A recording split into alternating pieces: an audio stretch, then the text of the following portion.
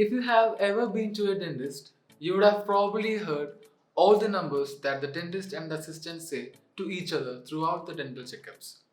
Well, these numbers are in turn known as the shorthands, which are used by the dentist to refer each of the teeth quickly. Okay, in this session, let's try to decode this shorthand system and become a pro at it.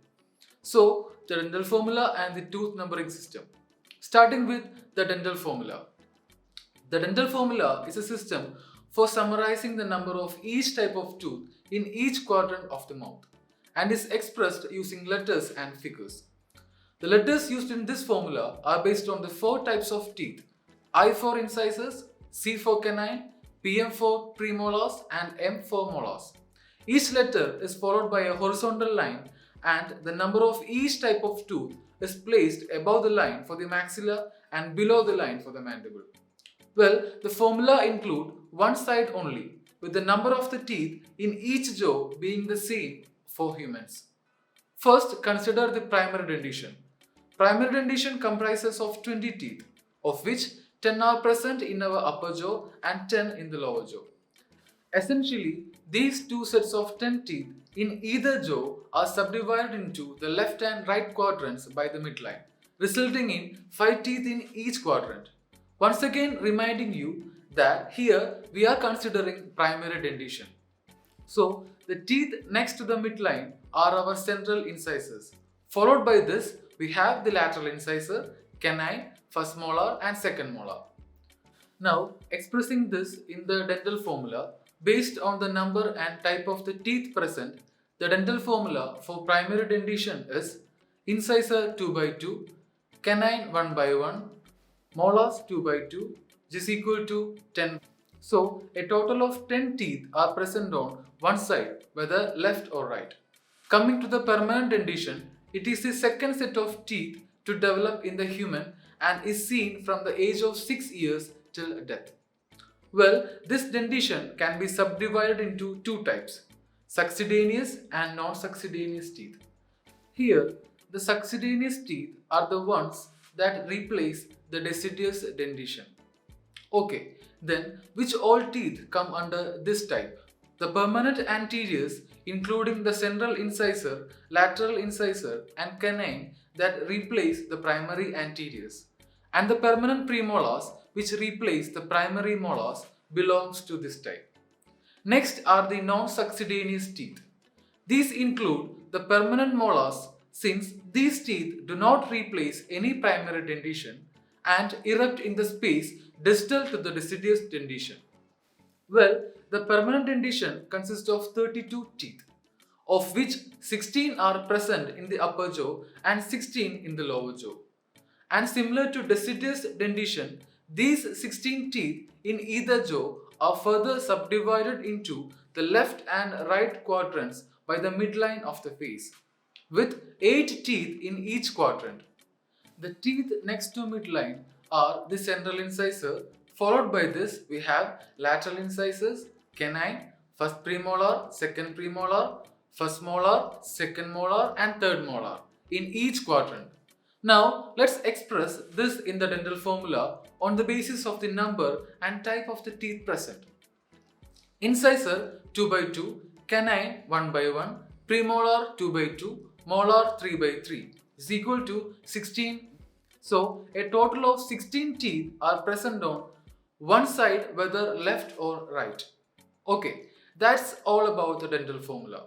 Up next is the tooth numbering system. Well, what is tooth numbering system? It is a system of numbers and alphabets given to each tooth for easy and quick communication. Consider a clinical practice. Here it is pretty necessary to maintain the clinical records, and writing the full anatomical name, like for example permanent maxillary left lateral incisors, may become inconvenient. So, as a solution for this, for easy identification, communication, and dental record maintenance in an easy and precise manner, a tooth numbering system was introduced. The tooth numbering serves various purposes like helping to identify and classify the condition associated with the concerned tooth both clinically and radiographically, and also allows easy communication among dental professionals to assess and treat dental diseases. Globally, there are several different tooth numbering systems like the Universal System, ZYGMONDY or Palmer system, and the FDA system.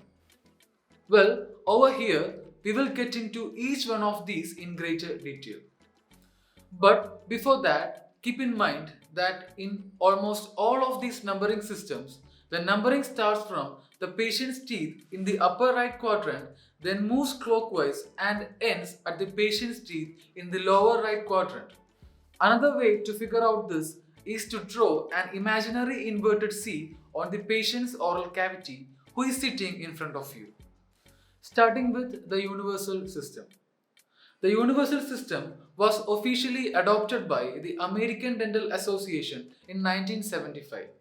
In this system, as earlier said, this tooth numbering begins with the last or the farthest tooth on the right side of the upper jaw and moves clockwise to the final tooth on the right side of the lower jaw. First, consider the case of a permanent dentition. Here, numbers are used. Number 1 is designated for the maxillary right third molar, and the numbering continues along the upper teeth towards the front and across to the tooth farthest back on the top left side, number 16. The numbers continue by dropping down to the lower jaw. Number 17 is the tooth farthest back on the left side of the mouth on the bottom and continues again towards the front and across to the tooth farthest back on the bottom right side of the mouth, number 32. On the other hand, in deciduous dentition, instead of numbers, alphabets are used. Okay, a point to remember over here is that it's deciduous dentition. Now, we do not have any premolars or third molars here. Alphabet A is designated for a maxillary right second molar. Then the tooth notation proceeds in a clockwise direction and ends at the mandibular right second molar, which is designated by the alphabet T. Mind you, here in this system, for the both permanent and deciduous dentition, the teeth that should be there are numbered. Let me explain it to you with the help of an example. If you are missing the third molars, the first number will be 2 instead of 1, acknowledging the missing tooth. In other words, if you have had the teeth removed or teeth missing, the missing teeth will be numbered as well. Now, talking about the advantages. The universal system is very easy to understand. The numbers for permanent teeth and the alphabets for deciduous teeth make the distinction very easy. In addition to this, it also provides an easy way to communicate verbally as well as on the computers. Okay, now before going into the disadvantage section, let me ask you something. Can you recollect the number that represent maxillary left lateral incisor? This might be a little tricky and confusing. However, if you have a very good memory, you may have already figured it out. Anyways, the answer is 10. Now coming to the disadvantage. People find it difficult to memorize 32 numbers and 20 alphabets with each number or alphabet representing a particular teeth. Another major disadvantage is the use of the English alphabet, which make it difficult for the non-English speaking population. Moving on to the ZYGMONDY Palmer system, which was developed by Adolph ZYGMONDY and Corydon Palmer. This system divides the mouth into 4 equal quadrants, and each of these quadrants is assigned with a specific symbol or quadrant bracket which surrounds a number or alphabet denoting the tooth. Well, first let us see how these numbers or letters are assigned. In the permanent teeth, the numbers from 1 to 8 are used. Here, the numbering runs from the center or midline of the mouth to the back. Consider the upper right quadrant. Number 1 is the maxillary right central incisor and the number continue to the right and back to the tooth number 8, being the maxillary right third molar. Similar is with the other 3 quadrants also.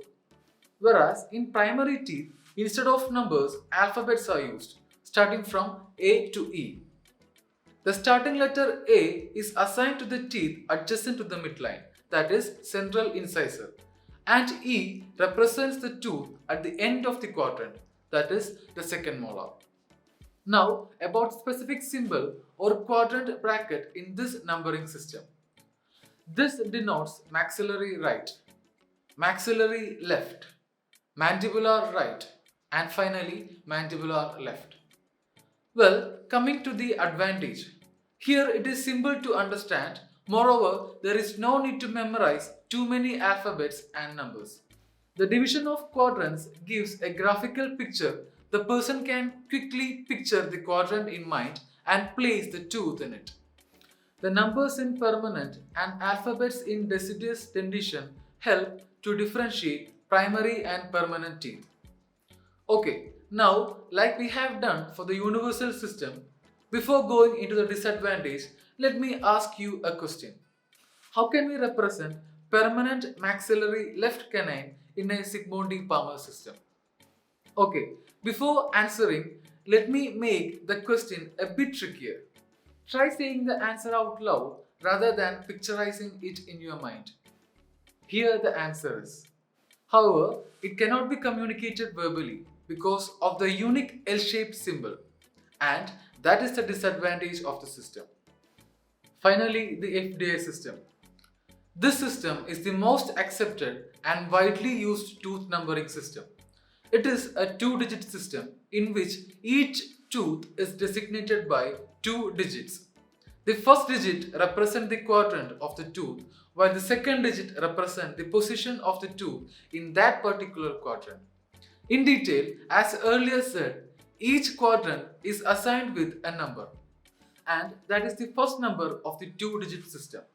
First, take the permanent dentition into consideration.